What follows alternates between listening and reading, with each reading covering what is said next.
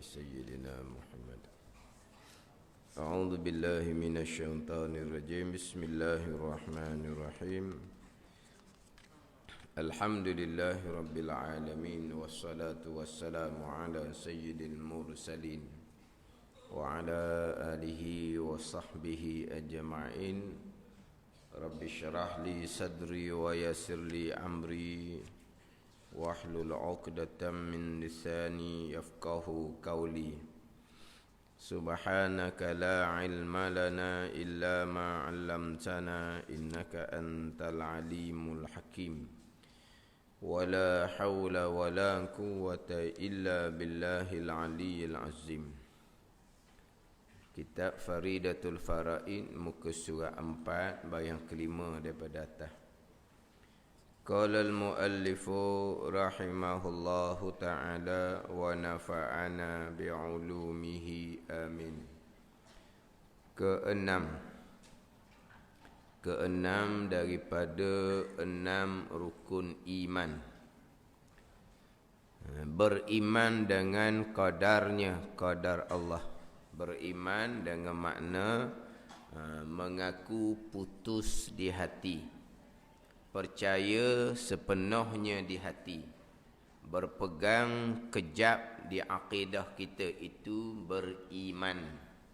Beriman dengan makna mengaku putus di hati, berpegang kejap di hati dengan qadarnya, qadar Allah subhanahu wa ta'ala, yakni dengan ketentuan Allah yang bersifat dengan iradah dan perbuatan Allah yang bersifat dengan qudrah.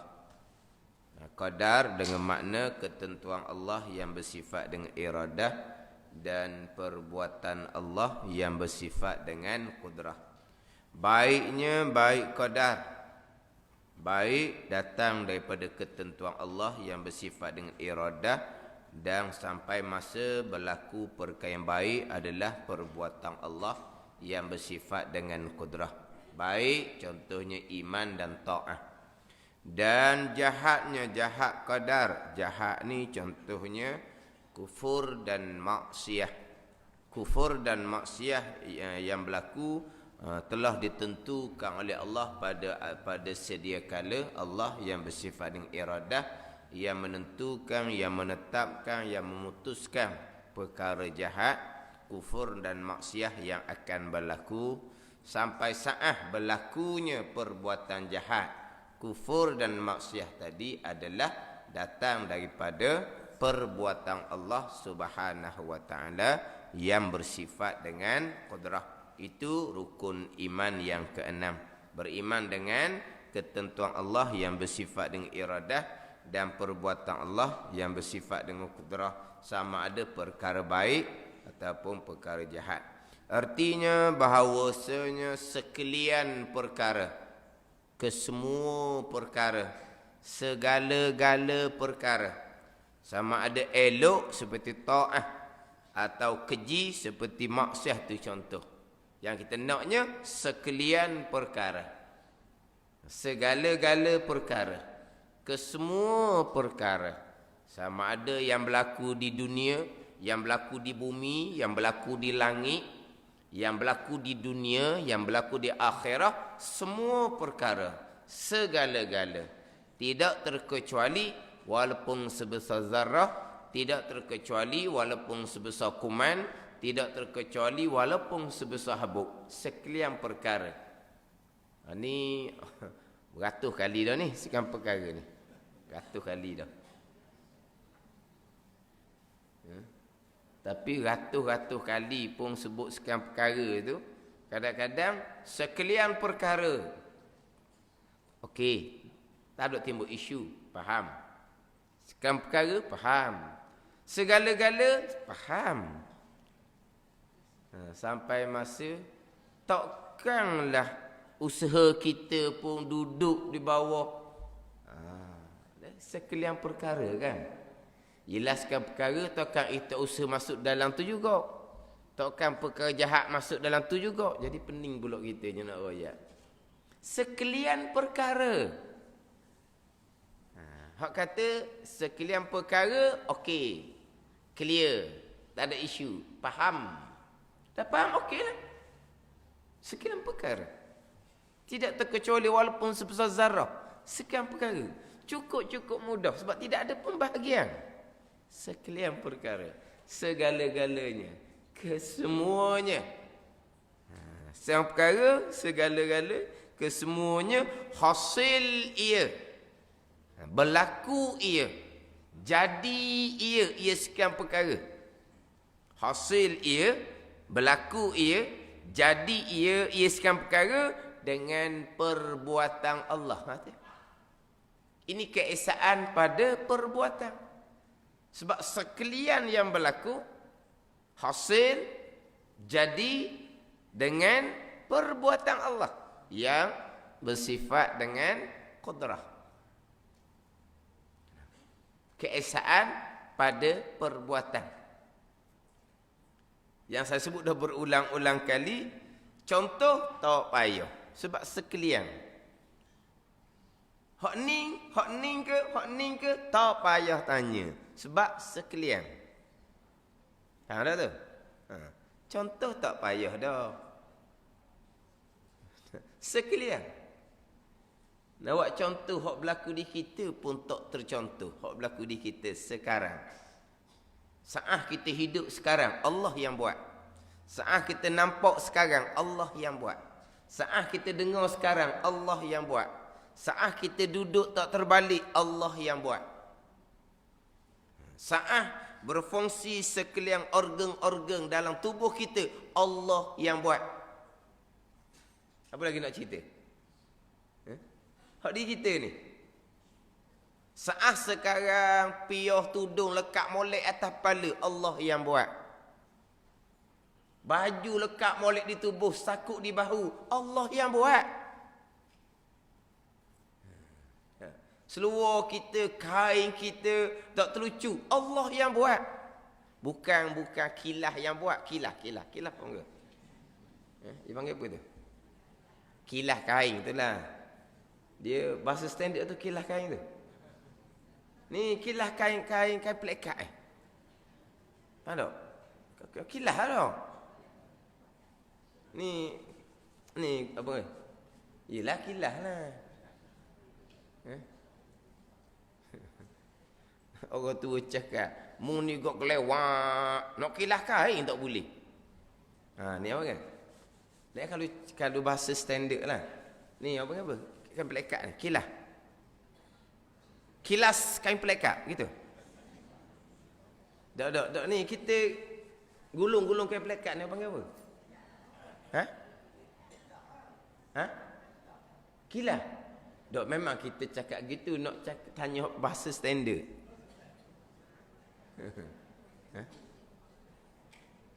Tak ada cikgu sini. Dia panggil apa? Ikat kain pelekat. Gitu.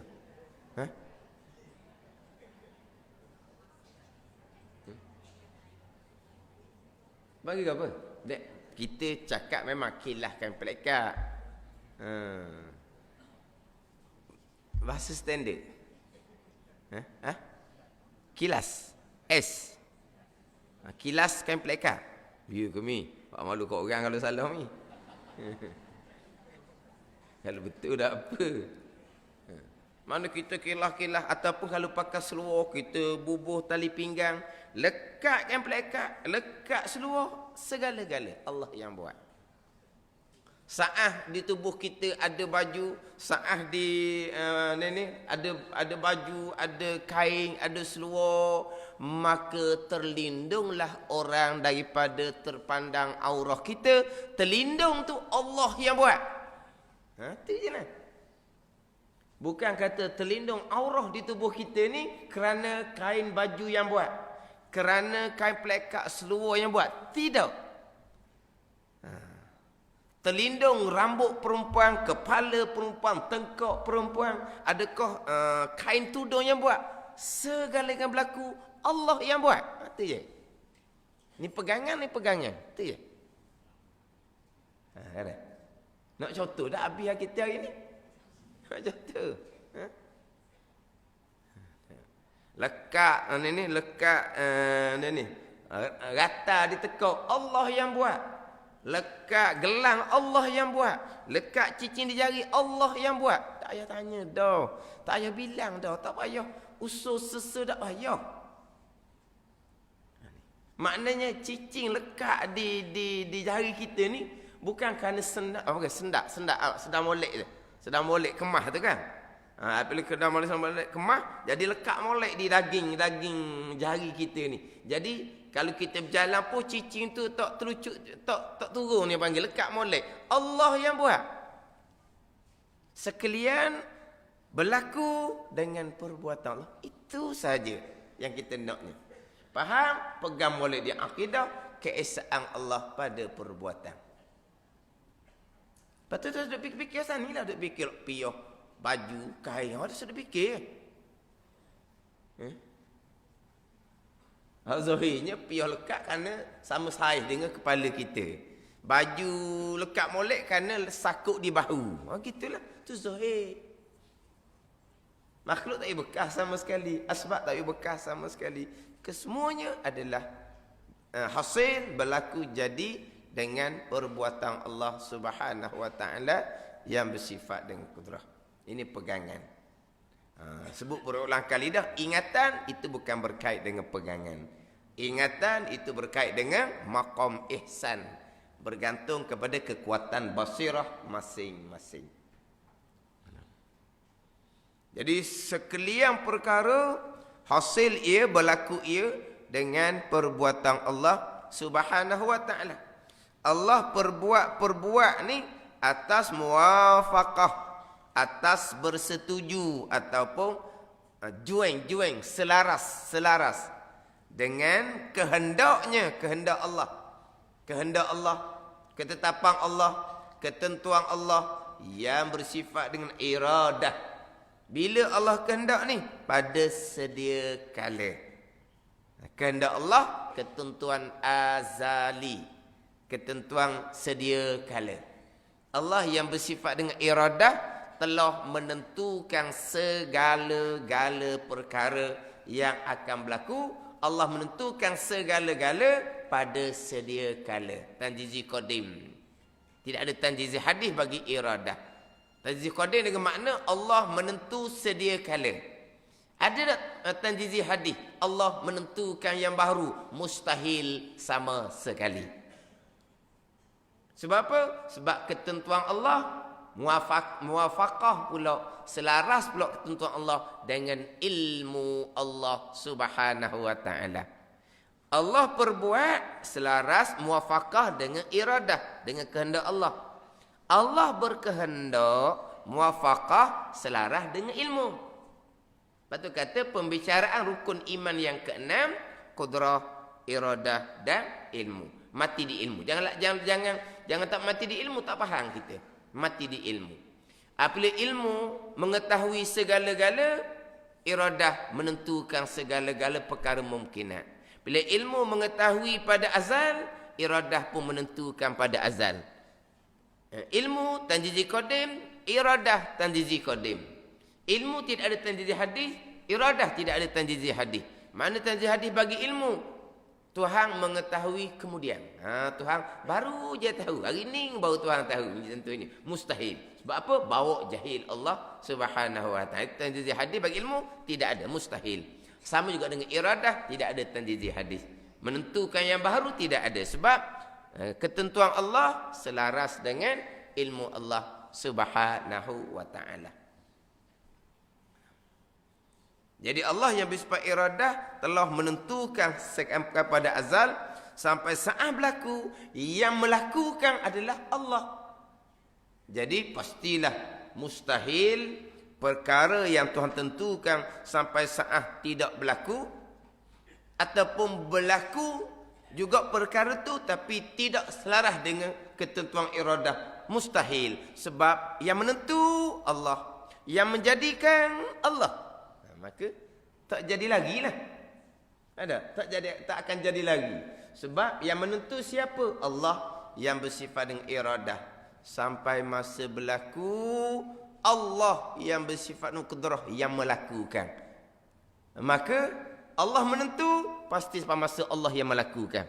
Kalau Allah menentu sampai masa Allah tidak melakukan, jadi lupa pula Allah pula, jadi mustahil sama sekali.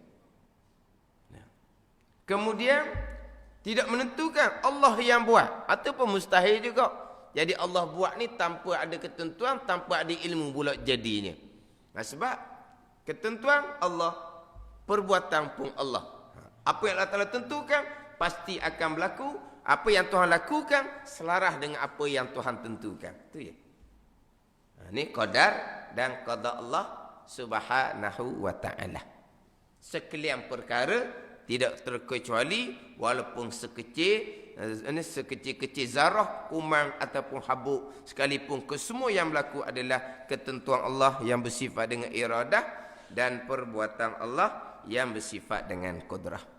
Jadi pembicaraan kitanya adalah pembicaraan perbuatan Allah. Pembicaraan ketentuan Allah kita banyak minggu dah. Kita sudah masuk pada pembicaraan perbuatan Allah Subhanahu wa ta'ala yang bersifat dengan qudrah. Perbuatan Allah yang bersifat dengan qudrah.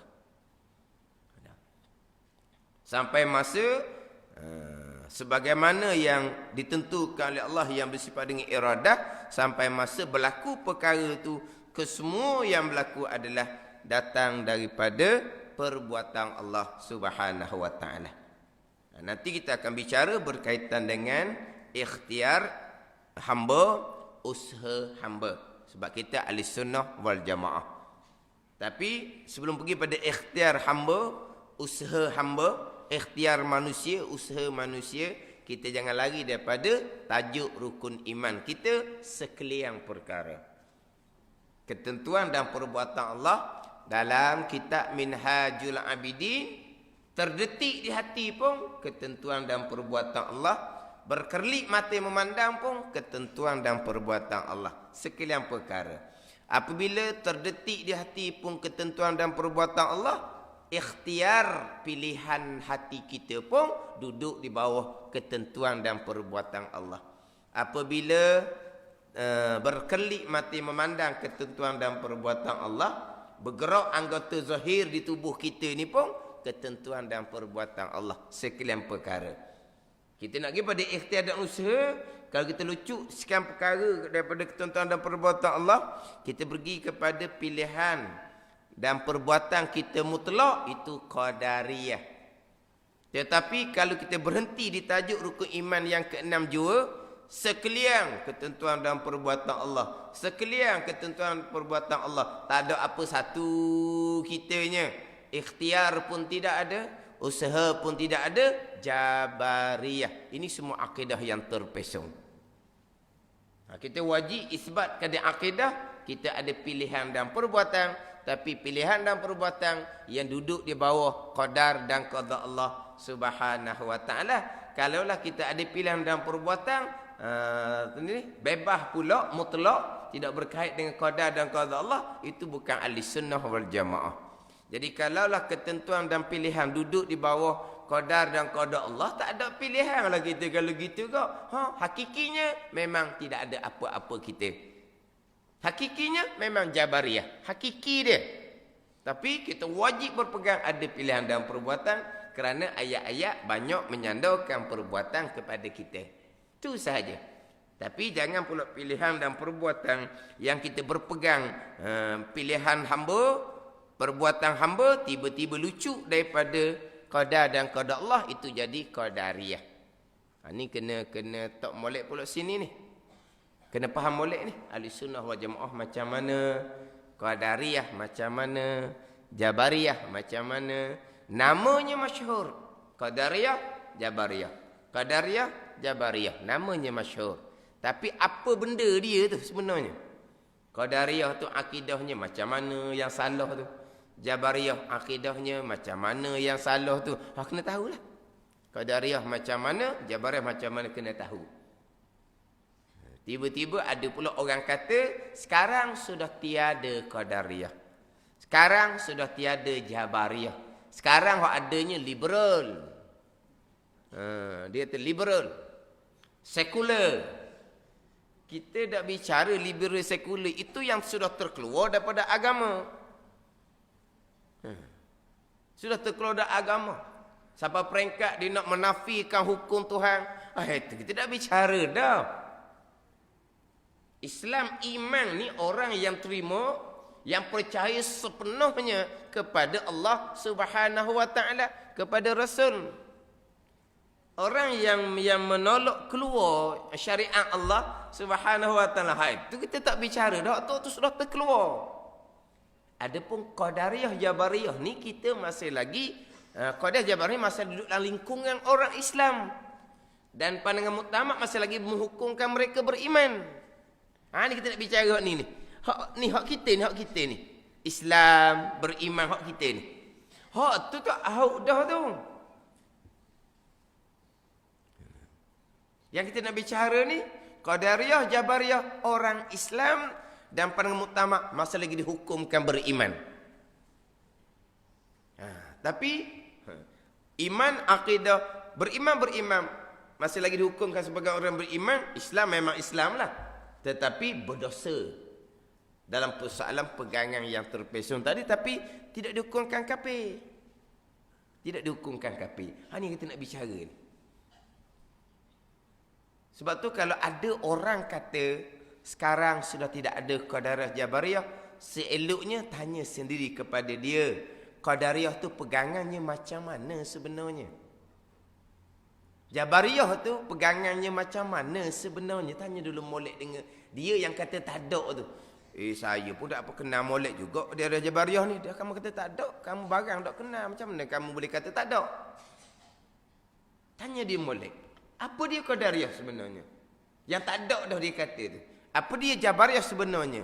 Yang tak ada dah dia kata tu. Apa dia? Kalau dia pun cerita Qadariyah ni begam. Tepat. Hak dia jawab tu. Jabariyah begam. Hak sesak ni. Tepat hak dia jawab tu. Sekarang tak ada dah. Tak ada dah dia kata. Dia tak faham realiti masyarakat.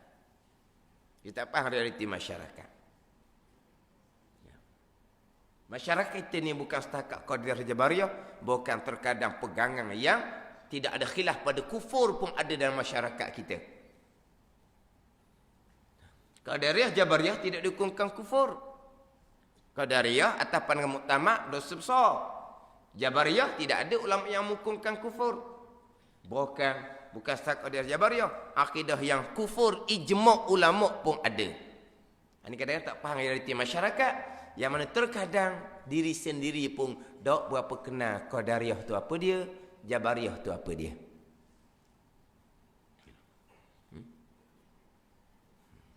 Sebab saya terima banyak maklum balas lah orang mengaji ni. Dia kata dia cubalah nak cerita kepada anak beranak dia, kepada kawan-kawan sekerja dia. Dia tu dituduh ditomoh sebagai awak ni Jabariyah dah learning ni. Dia tu. Mana hok nak tolong royak kepada saudara-saudara dia, kawan-kawan sekerja, mung ni pelik ni Jabariyah mung ni. Dah sekalian qada dan qada Allah Jabariyah mung ni. Kawan jawab dah lah, Jabariyah tu dia tidak berpegang ada pilihan dalam perbuatan. Ahli sunnah wajib berpegang ada pilihan dalam perbuatan. Tapi pilihan dalam perbuatan kena duduk di bawah tajuk rukun iman yang ke-6, sekalian perkara. Jadi kalaulah ikhtiar usaha duduk di bawah rukun iman yang ke-6 sekalian perkara, tak ada. Memang kira tak ada. Jabariyah hamong dia rakyat kawan tu. Jadi dia pun kata malah nak cakap tadi. Kita pun tak pandai nak terang.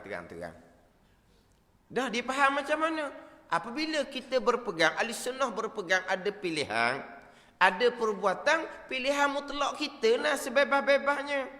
Allah telah jadikan akal di kepala kita ni. Akal kita ni kan boleh menilai mana yang molek, mana yang tak molek.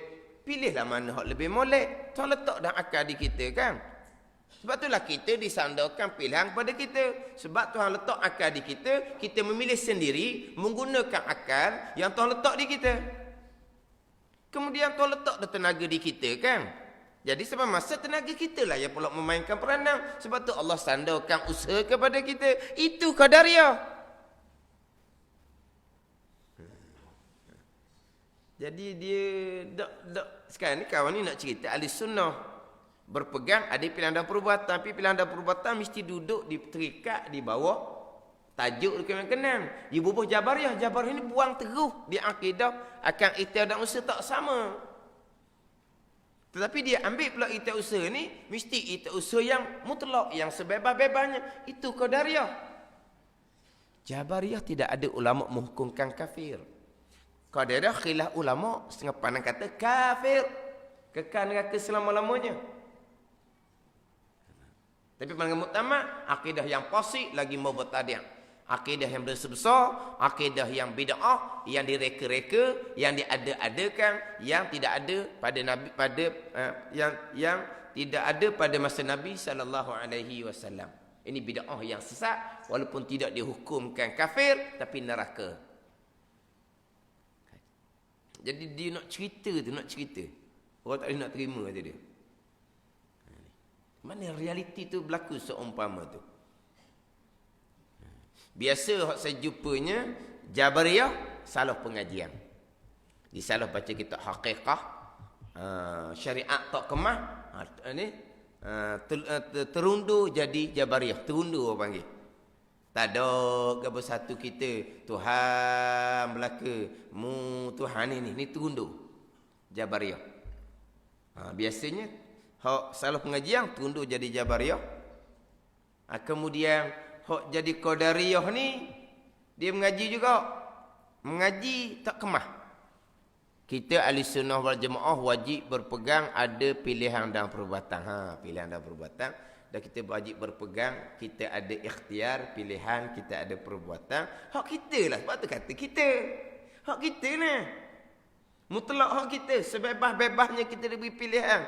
Jadi dia pergi pada ahli sunnah. Lari daripada Jabariyah. Tapi bukan ahli sunnah. Dia terlajak pergi kepada Qadariyah. Hak berat daripada Jabariyah lagi. Tu dia ngaji juga sikit-sikit. Tapi tak kemah. Dia tak faham molek. Yang mana ahli sunnah wal jamaah, walaupun kita isbatkan di akidah, kita letakkan di akidah, kita ada pilihan dan perbuatan. Pilihan dan perbuatan yang duduk di bawah tajuk rukun iman yang keenam. Sekalian perkara. Ketentuan dan perbuatan Allah. Berarti pilihan kita pun terikat dengan ketentuan dan perbuatan Allah. Bukan memilih kita tu Allah yang buat. Oh, jadi kalau gitu tak ada. Memang hakikinya tak ada. Dia faham. Jadi Jabariyah dia tidak berpegang di akidah ada pilihan dan perbuatan. Kita berpegang di akidah ada pilihan dan perbuatan. Tapi pilihan dan perbuatan hak terikat di bawah tajuk rukun iman yang keenam. Kalau pilihan dan perbuatan tidak terikat dengan ketentuan dan perbuatan Allah, hak kita sendiri mutlak, Tuhan letak dah IQ di akal, Tuhan letak dah tenaga di tubuh, itu Qadariyah. Kita ahli sunnah wal jamaah betul. Tuhan jadikan IQ di akal. IQ di akal seseorang ni dia ada apa ni? Dia ada tahap-tahap dia lah. Tahu? Dia IQ di akal ni di bubuh markah juga tau. Ke mana? Mana kalau geliga sangat-sangat, ibu markah berapa? IQ tu. 100% ke mana? Mana? 100 ke atas. Sedikit sangat tu. Oh tu putu wayar kali. Dia dah naik. Dia tak boleh kau. Dia akan jadi putu wayar. Faham tak? Lepas tu IQ setara mana kau dihukumkan berakal? Dia berakal. Ni sebuah syariat kita ni kan. Mukallaf ni baligh serta berakal. Baligh tu berakal. Berakal kalau ikut dengan sipir orang sekarang, ilmu moden sekarang ni, letak berakal ni IQ dia level mana? Sebab ada OKU ni IQ dia rendah.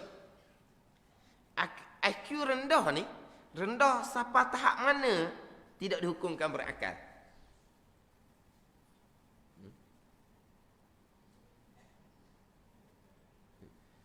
Jangan awak kata, selagi kena duit, dia kata, apa? Orang tu berakal tu dia kena duit pun tak kena duitnya. Dia kena duit, dia kena rokok. Dia kena. Jangan buat alasan, jangan kata kena duit pandang nitah jalan. Pandang nitah jalan kalulah lembu, kambing, kucing duduk tepi jalan. Dia pandang kok nitah yang bertengok. Dia tak nitah sendiri tengok. Dia boleh nitah. Lepas tu panggil berakal. Ada. Waktu dia kira apa tu?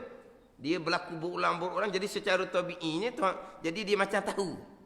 Tabi'i ni pada zahir ni semua perbuatan Tuhan. Nak kata IQ tu setara mana? Kalau kata budak OKU ni, ni sudah tidak masuk dalam mukallaf. Setara mana dia punya tahap tu?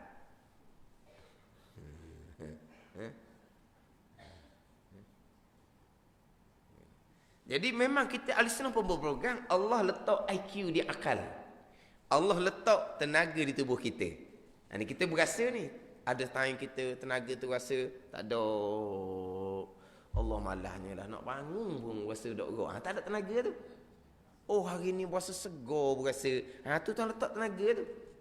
Memang kita Ahlussunnah berpegang Allah jadikan IQ di akal, Allah jadikan tenaga di tubuh kita, betul? Tapi saat kita memikir, saat kita memilih, itulah qadar dan qada Allah. IQ di akal, makhluk tak berkah. Tak Ahlussunnah wal Jamaah. Memang Allah jadikan tenaga di kita, tapi tenaga di kita ni makhluk. Makhluk tak berkah. Saat bergerak anggota tubuh badan kita, Allah yang buat. Ketentuan dan perbuatan itu jadi sunnah. Jadi qadariyah dah. Dah Allah letak dah tenaga ini IQ di akal, tenaga di tubuh kita, sama masa IQ dan tenaga itulah yang memainkan peranan. Itu qadariyah. Bahkan terkadang bukan qadariyah apa meh. Telajoknya hak qadariyah ni dia ngaji Ahlussunnah dia berasa tapi tak faham Ahlussunnah wal Jamaah. Sebab tidak diperjelaskan sebab Jabariyah kita letak Ahlussunnah wal Jamaah di tengah, telajok ke atas jadi qadariyah ni dia dekat-dekat tau.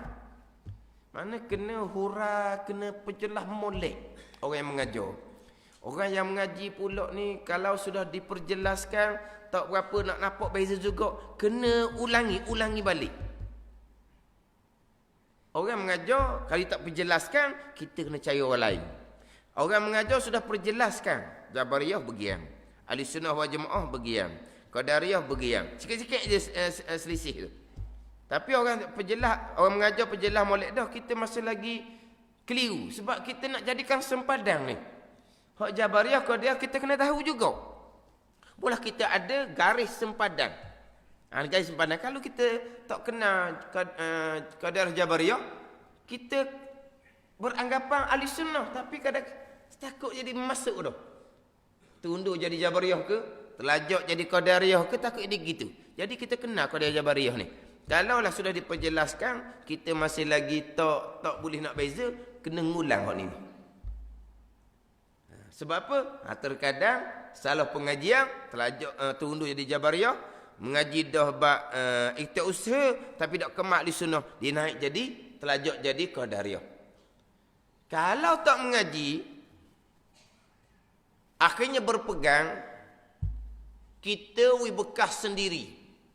Hak Qadariyah, usaha kita terhasil daripada tenaga yang terletak kita. Ini Qadariyah. Adapun kalau berpegang, usaha kita bekas dengan sendiri-sendiri yang tidak berkait dengan tenaga yang terletak di kita bekas sendiri-sendiri. Itu kafir ijma' ulama. Islam hanya pada zahir tapi imannya tidak ada. Jabariyah, Qadariyah orang Islam yang beriman. Tapi kalau berpegang, kita bekas secara sendiri-sendiri, diri kita yang bekas sendiri-sendiri, bukan tenaga yang terletak di tubuh kita bekas. Tenaga terletak, tenaga tu bekas itu Qadariyah. Tapi tidak. Tidak ada pun tenaga yang terletak. Tenaga terhasil kerana kita sihat. Tenaga terhasil kerana kita makan banyak. Maka tenaga itulah yang bekas secara sendiri-sendiri, bukan tenaga yang datang daripada Allah yang jadikan. Itu kafir ijma' ulama'. Itu kata, bukan kata Qadariyah Jabariyah. Terkadang boleh telajak lebih berat daripada Qadariyah Jabariyah lagi. Hak kafir ijma' ulama'. Sebab tu kalau kata tak ada dia Jabir dah, usul molek. Jawab mudah-mudah gitu. Dia sekarang ni orang agama sendiri pun kadang-kadang dia menuduh antara satu sama lain. Awak Qadariyah, awak Jabariyah. Tetapi tuduhan Qadariyah kepada seseorang tu tak tepat. Dibalas pula orang yang tuduh Qadariyah, dia menuduh yang menuduh di Qadariyah. Awak Jabariyah pun tak tepat kau Jabariyah. Kalau kita masih ingatlah hak polemik kenaikan harga barang takdir Tuhan dulu. Polemik kenaikan harga barang takdir Tuhan yang dikeluarkan oleh orang agama. Maka timbul pertelingkahan. Begitu begini, akhirnya timbullah tuduhan awak Jabariyah, dibalas awak Qadariyah, balas pula awak Jabariyah. Walah antara yang kata awak Qadariyah, bukan Qadariyah. Awak Jabariyah, dia bukan Jabariyah. Makna apa ni? Orang agama pun tak kenal apa dia Qadariyah, apa dia Jabariyah. Yang dituduh pada seseorang Qadariyah tak tepat apa, dia bukan Qadariyah. Dituduh balas awak Jabariyah, tak tepat juga, dia bukan Jabariyah. Akhirnya polemik kenaikan harga barang takdir Tuhan tu jadi lepas orang agama ni kata gini, orang ni kata gini, orang ni kata gini, orang awam kata dengar je. Lepas tu hak sebenar-benarnya mana ahli sunnah wal jamaah? Tidak ada. Senyap gitu je. Tidak ada senyap. Dia biasa kita sekarang ni kalau bab fiqh. Kalau ada perbezaan dalam bab fiqh, maka keluarlah satu kenyataan panjang. Hukum fiqh ni mazhab Syafi'i kata gini, mazhab Hanafi kata gini, mazhab ni kata gini. Panjang, bagus. Tapi kalau bab akidah seumpama tadi tidak ada. Tidak ada penjelasan. Lepas tu betul ke tak betul kenaikan harga barang takdir Tuhan? Betulnya kat mana, kalau salahnya kat mana? Tapi betul tak tuduh menuduh awak Jabariyah, awak Qadariyah tu betul ke tak? Tak betul. Tak kena Qadariyah Jabariyah. Ni ke orang agama dah ni. Lepas tu tak pelik kadang-kadang orang kata tak ada Qadariyah, tak ada Jabariyah. Kadang-kadang orang agama pun tak kenal apa dia Qadariyah, apa dia Jabariyah. Tapi di antara perangai Jabariyah suka menyandar keburukan kepada takdir Allah. Itu di antara perangai Jabariyah. Dia suka menyandarkan perkara buruk kepada takdir Allah. Apa perkara buruknya? Kenaikan harga barang. Ni benda yang buruk, benda yang orang mana? Sekarang tak ada masalah dah, harga barang turun dah. Orang kata 50 riyal lagi Sabasung penuh dah kan setroli. Orang duk main 50 riyal penuh setroli. Dia beli hok benda murah, hok dalam kotak sekotak tu penuh dah. Padang sekotak penuh tu bos setroli, barang tu murah je harga. Memang 50 riyal sungguh. Dia kata 50 riyal penuh setroli. Tengok barang hok gitu. Barang hok sedang molek besar gitu, harga 50 riyal. Memang cerita bab kenaikan barang ni benda yang buruk lah, kita kata benda yang orang tak ampuh belaka ni. Jadi kenapa benda yang buruk sebenarnya disandar kepada takdir Allah? Sebab yang kita lupa dalam bab percakapan, yang baik daripada Allah, yang buruk daripada kita. Ini adab percakapan kita. Yang duk sandar kepada Allah benda buruk. Tapi di antara perangai Jabariyah dia suka menyandar benda buruk kepada takdir Allah. Tetapi dia menyandar kenaikan kepada takdir Allah, dia ada dia punya sandaran dia. Sebab pada masa Nabi sallallahu alaihi wasallam, hadis sahih Bukhari, apabila berlaku kenaikan harga barang, maksud lebih hadis itu sahabat minta supaya Nabi ni macam ambil apa ni? Untuk mengawal harga barang.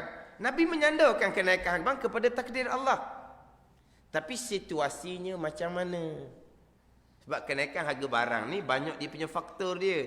Kalau faktor kenaikan harga barang tidak berpunca daripada kejahatan manusia, kecuaian manusia. Sebab kenaikan harga barang ni boleh berlaku kerana masalah pengangkutan, masalah barang tu sedikit kurang. Sebab contoh barang daripada luar, di tempat mereka pun jadi ada musibah, jadi sumbernya jadi terhad, jadi nak buat keluar ni jadi kosnya jadi meningkat. Ni contoh. Jadi banyak dia punya sebab dia. Kalau kenaikan harga barang tidak berpunca daripada kejahatan manusia, sandar kepada Allah, tak apalah tu. Itu berlaku pada masa Nabi SAW. Adapun kenaikan harga barang pada masa kita berpunca daripada apa? Kalau berpunca daripada kelemahan manusia, berpunca daripada kejahatan manusia, berpunca daripada penyelewengan manusia, maka timbullah kenaikan harga barang kerana terpaksa naikkan cukai contohnya, maka haram sandar kepada takdir Allah. Sebab kenaikan barang berpunca daripada kelemahan manusia. Itu sajanya. Tak timbullah qadariyah Jabariyah. Tapi di antara perangai Jabariyah suka menyandarkan keburukan pada takdir Allah. Tapi qadariyah sebenarnya adalah pembicaraan berkaitan dengan pegangan di akidah, tidak berpegang ada pilihan, tidak berpegang ada perbuatan usaha. Itu Jabariyah sebenar. Sebab masa timbul polemik kenaikan harga takdir Allah ni, macam-macam pandangan-pandangan. Oh, kalaulah kenaikan harga barang takdir Allah, orang bunuh orang, takdir Allah juga. Dah memang pegangan kita. Ini semua orang agama ni yang respon ni. Sampai satu peringkat orang agama. Dia kata dia bokeh rukun iman.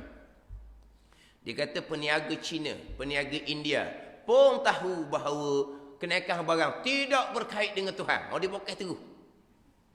Dia bokeh rukun iman yang ke-6. Orang agama juga. Dia mengaku dia ahli sunnah wal jamaah. Dia bokeh rukun iman yang ke-6. Tidak ada kaitan dengan Allah. Tidak ada kaitan dengan tentuan dan perbuatan Allah. Apa-apanya. Sekalian perkara. Tapi kalau itu perkara yang berpunca daripada kejahatan manusia, haram sandar kepada ketentuan dan perbuatan Allah. Pegangan rukun iman ke-6.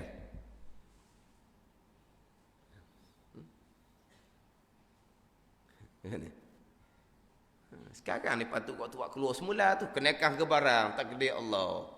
Keluar semula. Tak ada dah. Apa tak boleh nak sandar kepada takdir Allah. Sebab ini berpunca daripada kelemahan, kejahatan, penyelewengan manusia sendiri, maka tidak boleh sandar kepada qada dan qada Allah dari segi percakapan.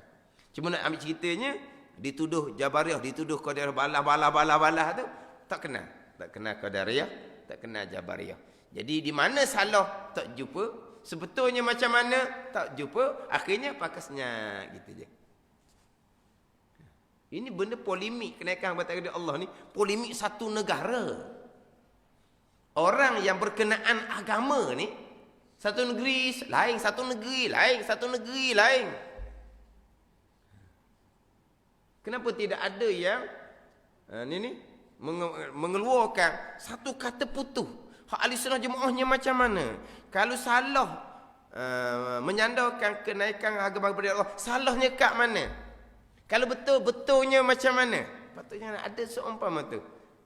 Tiba-tiba dia lontarkan dalam masyarakat bahar-bahar orang agama, tak jumpa ketetapan. Kita bab pegangan satu jalan. Kalau bab peko, tak usah nak baloh lah, takkan satu pandangan kalau dalam bab peko. Orang ni berkerah untuk pakai pandangan satu mazhab. Orang ni berkerah nak pakai pandangan satu mazhab yang lain. Baloh pagi pakai petang pun takkan selesai. Sebab apa? Sebab pandangan satu mazhab muktabar. Pandangan satu mazhab yang lain muktabar. Dengan hujah, dengan dalil yang kemah masing-masing. Kalau baloh macam mana pun takkan selesai. Sebab itu pandangan-pandangan yang muktabar dalam agama. Itu dalam bab fiqh. Dalam bab usuluddin, dalam bab tauhid satu jalan. Patut didatangkan dengan satu penjelasan yang kemah, hak mana hak sebenarnya, hak salahnya macam mana, kalau kata betul pun macam mana. Lepas tu kita jangan awak ringan dalam bab ni.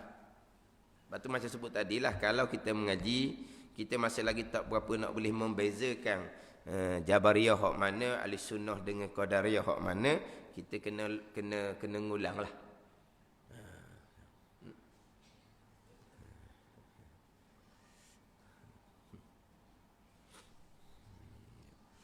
Orang hok kata maklum balas tu orang bagus. Dia boleh dengar satu-satu pengajian. Dia jadi nak bercerita. Nak bercerita. Qadar qada ni gini. Tapi mungkinlah dia cerita tu mungkin separuh. Jadi orang tak terima kata dia. Akhirnya orang kata dia Jabariyah. Dia pun senyap kata dia. Padahal dia kenal ada Jabariyah pasal lain. Sebab apa Jabariyah? Sebab hakikinya sekian perkara Tuhan. Dan memang itu rukun yang kenal. Sekian perkara. Sekalian perkara. Perbuatan Allah. Muafakat dengan ketentuan Allah. Itu rukun yang kenal. Jadi bila sekian perkara ni. Kalau sekian perkara dah tak ada benda kita. Hakiki memang tak ada benda. Jabariyah awak. Macam tu Jabariyah. Mana ahli sunnah bagi dianya. Pilihan hak kita mutlak. Perbuatan hak kita mutlak. Itu qadariyah bukan ahli sunnah.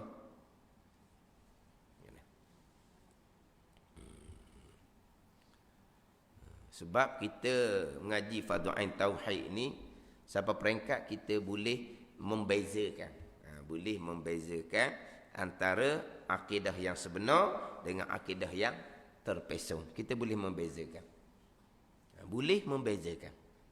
Lepas Fardhu Ain kita. Mana kalau kita dengar kita kemah molek dah, faham molek dah akidah Ahlussunnah Jemaah dan kita berpegang.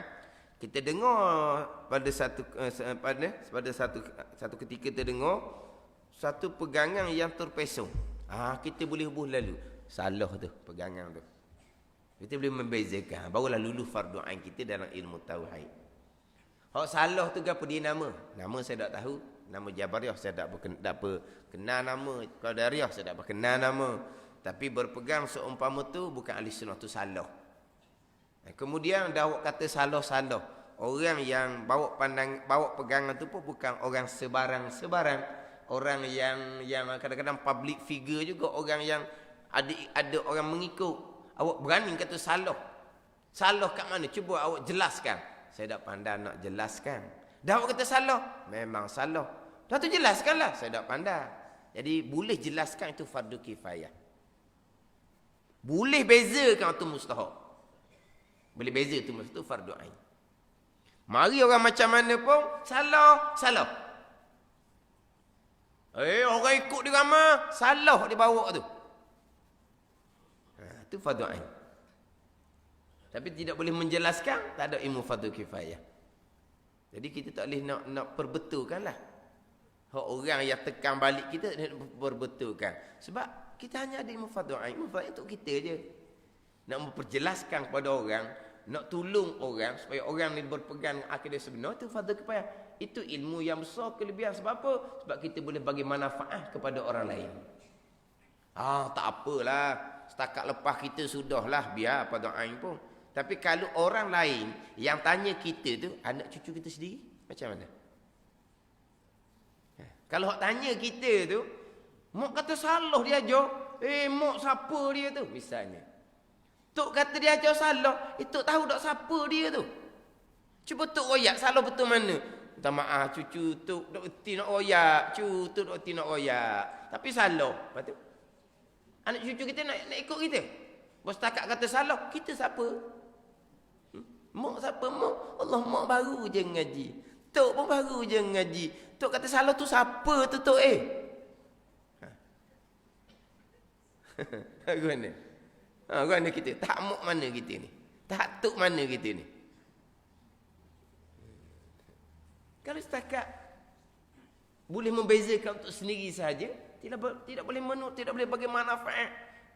Ni manfaat pada siapa? Anak cucu kita ni bekalan kita lepas kita mati ni. Siapa yang kat kita boleh memperjelaskanlah salah tu betul mana? Kalau tidak takkan anak cucu kita nak pakai kita sebab orang bawa tu bukan orang sebarang-sebarang.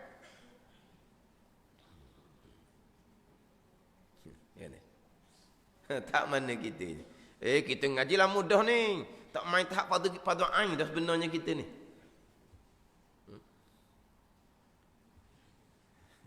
Tapi orang mengaji hak qada Fardhu Ain lah. Dia kata lepas dia ngaji, dia tak keliru dia kata. Mari siapa pun. Kalau sebenar, sedap dia ngajar. Tepat. Mana dia tahu sebenar. Lepas tu dia hurah pula. Barulah kita terbuka pula. Dia kata kalau mari siapa pun, kalau salah, memang salah dia bawa. Tapi tak ni lah. Mereka setakat boleh beza sahaja. Nak memperjelaskan tu tak pandai. Macam tadilah orang ajak cuba bawa cerita kepada saudara dia, kawan-kawan sekerja dia, nak cerita ni. Bila tekan, dia tak nak pergi dah. Tak nak pergi dah. Makna apa? Ilmu yang dia itu qada fardhu ain je. Jadi bila dia cerita-cerita qada fardhu ain, kalau orang tu terima mudah-mudah, selesailah. Kalau orang tu soal, mana penjelasan dia? Mana penjelasan? Ahli sunnah wal jamaah, mana penjelasan dia? Hak salah tu di mana? Mana penjelasan salah dia? Hak tu nak penting, hak tu fardu kifayah. Hak tu penting kalau kita nak menyampaikan. Hak menyampaikan manfaat umum, ini ilmu fardu kifayah hak paling besar. Kalau setakat untuk akidah kita je, hak tu faedah diri sendiri je. Tapi hak tu hak mula-mulanya. Mula-mulanya hak tu lah. Ku anfusakum dulu wa ahlikum nara. Keluarga kita daripada api neraka, pelihara diri engkau dan keluarga engkau daripada api neraka. Hak tu mula-mula. Tapi tadi takut keluarga kita sendiri pun anak cucu tanya pun tak boleh nak jawab kita. Sebab kita nak berjalan atas jalan agama. Agama kita ada dia punya asas dia. Ada dia punya umbi dia. Ini akidah. Ini asas umbi agama. Tak ada asas umbi agama, bercerita agama. Itu bukan. Bercerita saja. Zahir agama. Semayang, puasa, zakat, haji. Maknanya zahir agama ni. Tapi ada tak dia punya usul agama. Asas agama. Umbi tunjang agama dia kena akidah. Kalau tidak ada nilai.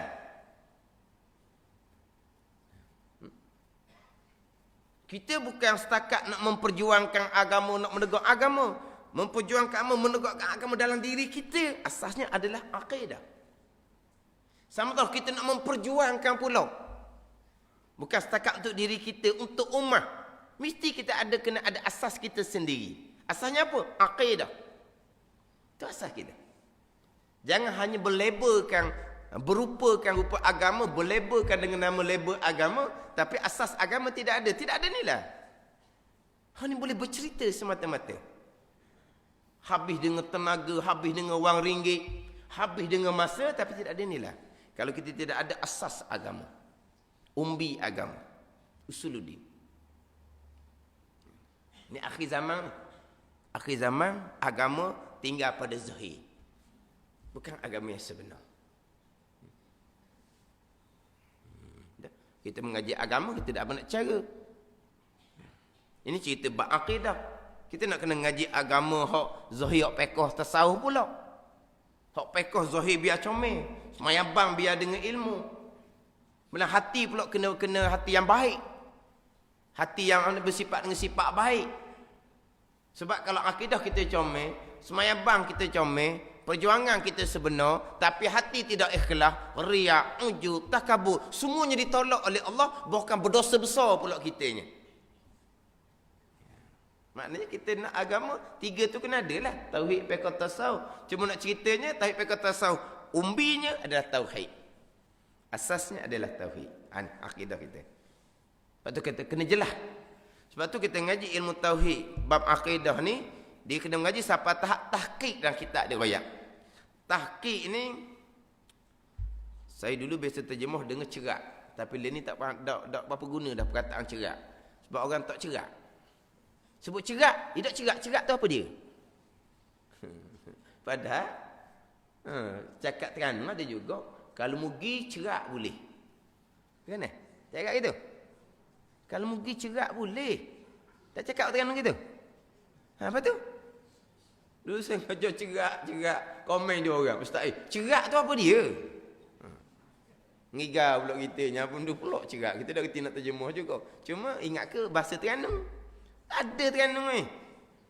Tak ada apa. Cerak mana apa? Sahih. Sahih. Kalau mugi, sahih boleh. Kalau mugi, cerak boleh. Kalau mugi, pasti boleh. Gitu kan. Itu cerak. Itu tahqiq dia panggil. Kita belajar tauhid kena sampai tahap tahqiq. Tahqiq ni biar cerak, jelas, kemah, sahih. Dak belang-belang dah. Faham tak? Belang-belang faham tak? Panggil apa? Belang-belang. Apa ada belang? Dia sama-sama. Sama-sama. Jelas tak jelas? Tak boleh tu. Tauhid tak boleh. Kalau kita pekor, pening gitu ya. Ustaz tu ngajar gitu hukum dia. Jadi kita pun jadi pening. Tu pekor dia banyak pandangan. Pekor dia banyak pandangan. Jadi kadang-kadang kita jadi pening gitu. Dah, ustaz ni kata gini hukum pekornya dalam bab tu. Tanya ustaz ni pula dia kata gitu hukum dia. Tu pekor. Mana kalau kita siapa ke sudah pun bolong je. Tu pekor dia banyak jalanan. Pastikan kita ngaji betul je. Asal pandangan-pandangan tu betul, okeylah pekor ni. Dia banyak jalanan pekor ni. Tapi tauhid tak satu jalan. Apa tu kata? Kena sampai tahap tahqiq, kejak dia panggil, jelas, sahih, terang. Tak ada dah kata. Maknanya kalau mari siapa pun duduk situ dah kita. Tak sedar ogeh lah. Tak ogeh dah. Tak sedar konsep lah. Tak sedar konsep. Kita duduk gitu dah. Tu. Baru lepas fardu ain kita tauhid. Itu macam mana kita? Tak mana kita? Boleh membezakan tu tetap dah, boleh menghuraikan fardu kifayah. Satu lagi ni tahqiq dak kita. Satu-satu akidah kita ni. Atau sekali bab qada dan qada ni. Tahqiq dak kita ahli sunnahnya macam mana, jabariyahnya macam mana, qadariyahnya macam mana, akidah kufurnya macam mana. Itu qada fardu ain tu. Sebab kalau kita tak tahqiq, tak jelas nyata, kemudian kalau tu gini baru rasa logik sikit, dia balik ngakal dia dah. Okey. Dak kemah apa panggil?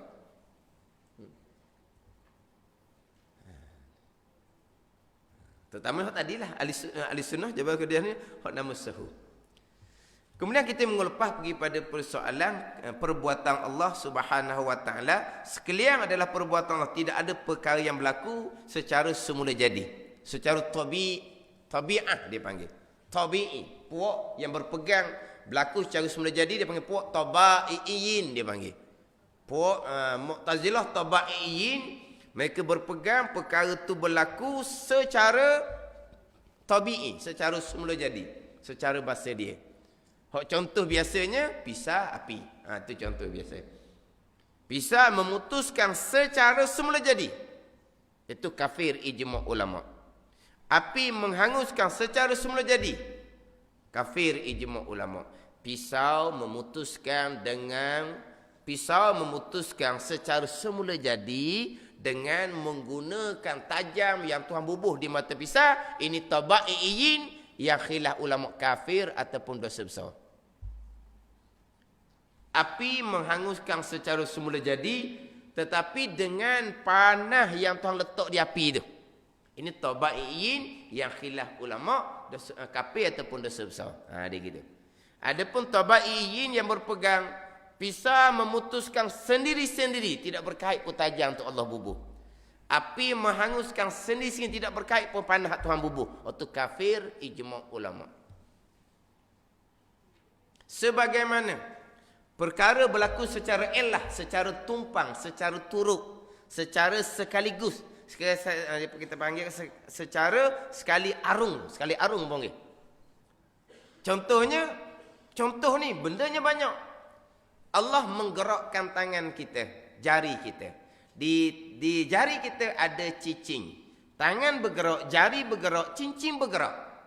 Cincin siapa yang gerakkan? Kalau kita balik pada akidah kita, sekalian perkara. Tak sudah tanyalah cicing tu. Bukan kata cicing, kalau ada semut di tangan, siapa yang gerakkan semut? Sekalian perbuatan Allah. Di tangan kita ada kuman, siapa yang gerakkan kuman? Ketika tangan digerakkan oleh Allah, jangan tanyalah siapa yang gerakkan kuman tu. Sebab apa? Sekalian perbuatan Allah. Gerak tangan perbuatan Allah. Di tangan ada semut bergerak, Allah yang gerakkan. Di tangan ada kuman bergerak, Allah yang gerakkan. Tanya dah. Tiba-tiba berpegang, Allah gerakkan tangan, cicing bergerak bukan Allah gerakkan. Cicing bergerak secara tumpang turut. Tangan digerakkan oleh Allah, bukan Allah gerakkan. Itu kafir ijma' ulama. Sebaliknya kalau dia berpegang, Allah gerakkan tangan. kemudian Allah mengizinkan tangan tu pula gerakkan cicing, itu khilaf ulama kafir ataupun dosa besar. Ini pun nak kena tu ni. Tobat ingin hak kafirnya ijma' ulama tidak ada kaitan pun dengan tajam hak Tuhan buat dipisah dengan panah hak Tuhan buat di api. Secara semula jadi.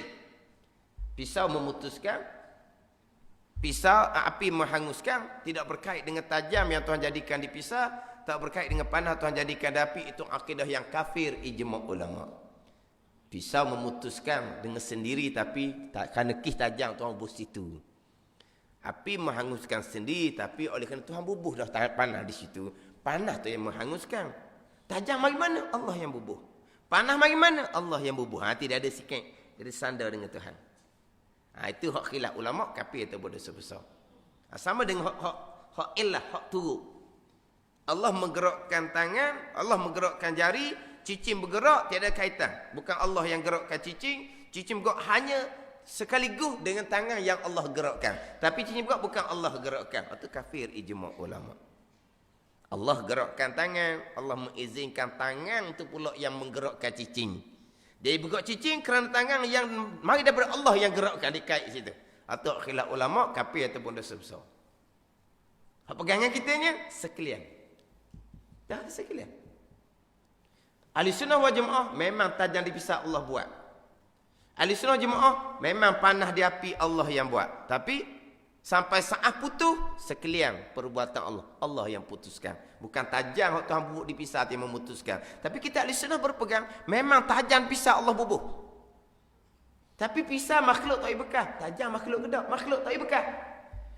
Dak berlaku putus tu, perbuatan Allah sekalian. Ini akidah kita. Memanglah kita ahli sunnah jemaah berpegang Allah jadikan kepanasan di api. Memang makhluk Allah kepanasan di api. Tapi makhluk tak bekas. Saat hangus Allah yang buat. Sekalian berlaku perbuatan Allah Subhanahu wa taala. Hak ni kita nak pegang tajuk rukun yang kenang ni. Situ je. Tajuk rukun yang kenang sekalian. Tak lagi dah lanjut. Tak seduk tanyalah. Hak tu apa gerak sebab mana? Siapa yang gerakkan? Tak seduk tanya. Sebab apa? Sekalian yang berlaku perbuatan Allah Subhanahu wa taala. Ini pegangan kita lah. Kalau kita nak cakap pisah tajam molek putu, api kuat molek hangus. Tu cakap asbab. Itu tak ada salah tu. Tu cakap asbab. Tersandar pada asbab zahir, pisah itulah. Api itulah. Tu cakap asbab. Tu tidak membabitkan pegangan. Pegangan kita tetap dah di rukun iman yang keenam. Sekalian yang berlaku adalah perbuatan Allah Subhanahu wa taala, muafakat kehendak Allah Subhanahu wa taala. Jadi tak habis lagi kita ni. Sama lagi hak bab qada perbuatan Allah Subhanahu wa taala. Wallahu a'lam.